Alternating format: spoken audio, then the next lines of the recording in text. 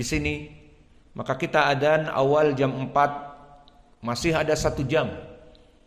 Dan sengaja kita jam 4 bukan tujuannya agar sahur pada saat itu, namun membangunkan kalian semua untuk sahur dan juga membangunkan para mak-mak, karena alhamdulillah sudah pada sholat tarawih, maka bangun jam 4 untuk masak.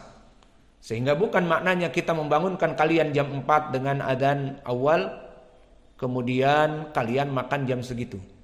Maka kalian bisa mengambil makanan di tempat ummahat mulai dari jam 4.30 ataupun kurang ataupun lebih, yang jelas mulai dari 1/4 jam, 20 menit yang tersisa masih banyak waktu untuk makan. Maka alhamdulillah kita melaksanakan takhir as-sahur. Dan takhir as-sahur di sini dari sunnah sesuai hadis yang muttafaqun alaih dikeluarkan oleh Imam Al-Bukhari dan Muslim dari Zaid ibnu Thabit. Dan begitu pun dikeluarkan oleh Imam Al-Bukhari berkesendirian dari Anas ibnu Malik.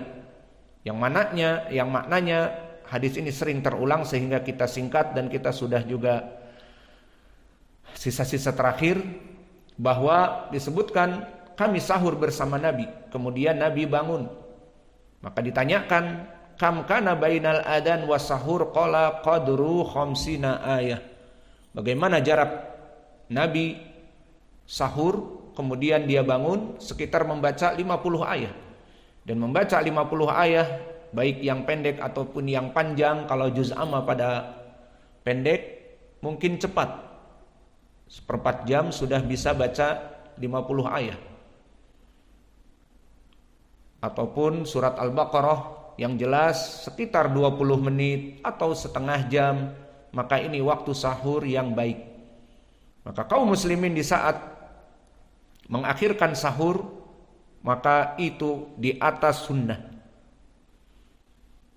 Dan ini pendalilannya hadis yang telah kami sebutkan bagaimana Nabi dulu sahur. Maka disebutkan seakan-akan membaca 50 ayat Al-Quran. Maka barang siapa yang tasahhara, dia melaksanakan sahur, fatarku takhir sahur, maka dia dalam keadaan makruh. Dan barang siapa yang sahur dan meninggalkan waktu awal dari sahur, sengaja mengakhirkan sampai 1/4 jam, 20 menit di akhir, maka telah melaksanakan sunnah. Dan yang meninggalkan untuk segera keluar dari waktu sahur, dari meja makan, maka dia telah mendapatkan pahala karena meninggalkan kemakruhan. Maka jika perkara menyegerakan sahur itu dari perkara yang makruh, lalu bagaimana orang-orang di zaman now, baik dai-dai yang mengajak kepada imsak ihtiyati, seperti mereka orang-orang para marbot, ya akhi, para marbot mereka bertanggung jawab kepada kaum muslimin dari berbagai segi. Pertama dari permasalahan melaksanakan imsak ihtiyati agar menjauhkan manusia dari sahurnya. Padahal Nabi dulu melaksanakan sahur di akhir waktu. Maka mereka para marbot semangat. Kalau alam semangat 4-5 untuk apa? Menyalakan sirine di masjidnya, ataupun teriak-teriak imsak, imsak dan sebagainya. Siapa yang memberikan ajar kepada mereka ataupun gaji? Allahu a'lam. Semangat sekali dalam keadaan perkara yang menyelisihi sunnah. Dan yang lebih parah lagi yang kita dapati di daerah kita, di saat kita adzan awal jam 4, kita cuman menunggu mana ada orang adzan. Maka di saat kita selesai adzan pun sampai kepada kita sahur, tidak ada masjid yang adzan. Semua masjid bangun marbotnya. Lalu kemana para marbot? Menyalakan Al-Quran dengan mendendangkan Al-Quran ke mikrofon.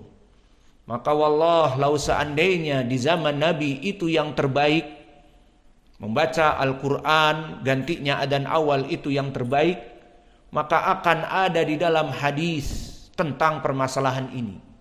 Namun yang ada justru hadis muttafaqun alaih dari Abi Hurairah, dari Ibni Abbas, dari Ibnu Umar, dan yang lainnya muttafaqun alaih, semuanya malah berbicara kana Abu Hurairah yu'adzin bilail wa kana Ibnu Ummi Maktum yu'adzin fil fajr hatta qila asbahta asbahta.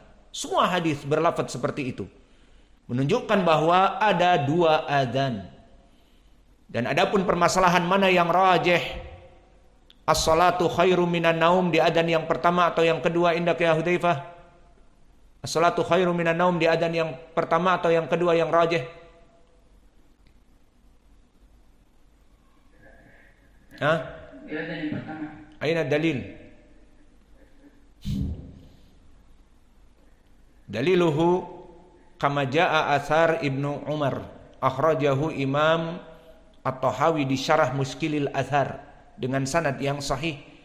Disebutkan kunna nasma fi zamani Rasulillah sallallahu alaihi wa ala alihi wasallam as-salatu khairum minan naum fi adhanil awal. Ini ucapan Ibnu Umar sebagai persaksian bahwa dia di zaman Nabi mendengar as-salatu khairum minan naum kapan? Di adzan yang pertama. Alhasil kita tidak pernah mendengar dendangan ini di adzan yang pertama karena mereka tidak mendendangkan adzan yang pertama. Maka kita merasa heran dan kita seperti merasa sakit, dan inilah yang disebutkan oleh para ulama, para penghidup sunnah, para ahlu sunnah itu sakit, sedih di saat sunnah dimatikan, dan kita sedih di saat malam-malam kita mau adzan, biarlah adzan yang pertama kita yang adzan, maka sebelum kita menyalakan mikrofon, mendengar kanan kiri, semuanya didendangkan Al-Quran. Bukan hanya satu masjid, banyak, 3 masjid, 4 masjid, jam 4 itu sudah banyak. Mana mereka yang adzan awal? Apakah telah berubah sunnah? Bahwa sunnah dari masjid-masjid itu jam 4 mendendangkan Al-Quran, bukan adzan. Maka bagaimana di hadis-hadis disebutkan Abu Hurairah adzan yang pertama? Alhasil kita sebagai ahli sunnah merasa sedih. Apa yang terjadi fenomena sekarang, sunnah dimatikan.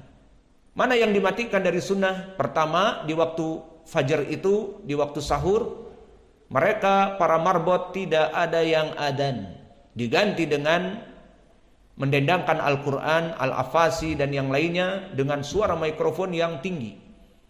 Dan yang kedua, di saat menjelang fajar, maka para sibuk marbot ini mengganti yang tadinya Al-Quran, setelah menjelang 15 menit diganti. Iya, antum dengar, diganti. Jadi sirine atau diganti menjadi suara mereka imsak, imsak, atau diganti dengan Allahumma salli wa sallim alaik, seperti itu. Maka ini udah mulai masuk imsak. Alhasil kita sebagai ahli sunnah merasa sedih dari fenomena yang ada seperti ini. Dan inilah menjadi pendalilan bahwa hati kita hidup dan sunnah yang ada pada kita, semangat sunnah hidup. Adapun orang-orang awam tak peduli, sunnah mau dimatikan, bid'ah mau dihidupkan, tidak apa-apa. Maka orang-orang awam tidak peduli, bahkan mereka puasa tidak puasa terserah. Maka oleh sebab itu latihlah agar kalian merasa bahwa ini sunnah, usahakan untuk dihidupkan. Maka kita bersyukur kepada ikhwah yang hadir di sini menghidupkan sunnah salat dengan sandal. Hidupkan sunnah, senang kita agar terbiasa hati kita menghidupkan sunnah. Dan melaksanakan salat tarawih juga sepakat, karena kalau kita ingin melaksanakan sunnah dan para makmum tidak sepakat, tidak bisa. Seperti di masjid awam, kenapa tidak ada yang melaksanakan witir 5 rakaah, witir 7 rakaah, witir terakhir 9 rakaah? Kenapa? Karena banyak yang tidak tahu, sehingga para DKM pun, ketua DKM tidak tahu ilmunya itu, sehingga jika dilaksanakan akan aneh dan mungkin akan diprotes oleh pimpinan cabang, pimpinan ranting, pimpinan akar. Karena kebanyakan masjid-masjid juga punya ormas. Dan masjid-masjid juga punya lembaga-lembaga khusus. Kecuali masjid kita. Masjid Muqbil Al-Wadi'i punya kita ahli sunnah, makanya kesempatan bagi kita untuk menghidupkan sunnah. Maka alhamdulillah telah kita hidupkan sunnah di sholat witir kemarin, ada 5 rakaah, dan ada 7 rakaah, dan ada 9 rakaah. Meskipun para emak-emak dan putri-putri mengeluh karena terlalu panjang. Al-muhim, alhamdulillah telah kita hidupkan sunnah.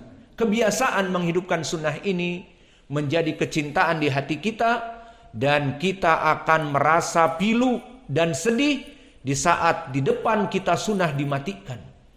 Maka alhamdulillah dari dulu kita meminta kepada Allah, ya Rabb, berikanlah kepada kami masjid agar kami bisa menghidupkan sunnah. Karena terutama di daerah kita ini sunnah-sunnah termatikan. Di saat kami dulu bergerilya, sering memberikan kajian ba'dal maghrib, diminta oleh masjid-masjid, sebelum punya masjid kita, maka kita dilarang bahkan sholat 2 rakaat setelah adzan maghrib. Sengaja saya menunggu muadzin selesai langsung Allahu Akbar. Kadang-kadang dipatahkan juga dengan mereka langsung iqamatis sholat. Sehingga kita mau buat apa? Padahal saya yang mau jadi imam. Alhasil, alhamdulillah, kita harus mensyukuri Allah Jalla wa'ala, diberikan oleh Allah Masjid Imam Muqbil Al-Wadi'i, sehingga kita sebagai rasa syukur nikmat kepada Allah, hidupkan sunnah-sunnah yang ada. Hidupkan dengan majelis ilmu.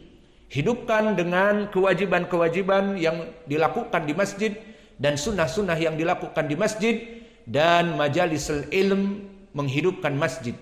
Bukan hanya masjid itu diisi dengan sholat tarawih dan sholat wajib saja. Tidak, diisi dengan kajian-kajian ilmu seperti di dalam hadis, majtama'a qaumun fi baitin min buyutillah. Di dalam hadis Muslim dari Abi Hurairah, maka tidaklah seseorang yang dia itu berkumpul di masjid-masjid Allah untuk menuntut ilmu. Syahidnya menuntut ilmu di masjid.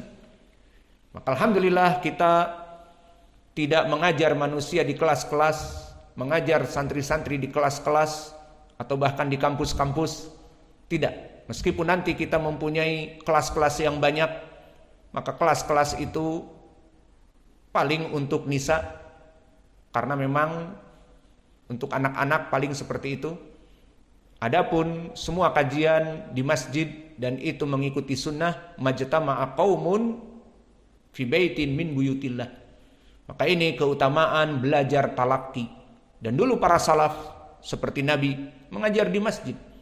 Dan semua para salaf mengajar di masjid dari ilmu-ilmu mereka. Adapun di zaman now dibangun gedung-gedung yang indah, dijadikan kampus-kampus, hanya belajar 1 jam 45 menit keluar. Belajar lagi datang dosen yang lain di auditorium atau di kampus nomor sekian, banyak kelas-kelasnya. Maka di sini di masjid lebih baik, dan belajar talaqi lebih baik daripada di kelas-kelas ataupun di kampus-kampus. Maka semoga Allah memberkahi dari ibadah kita menuntut ilmu, dan menjadikan kepada kita ilmu yang nafi', yang bermanfaat di dunia dan di hari akhirah. Qulu amin. Wa naktafi ila huna wa jazakumullahu khaira wa barakallahu fi ilmikum. Subhanakallahumma bihamdika asyhadu an la ilaha illa anta astaghfiruka wa atubu ilaik.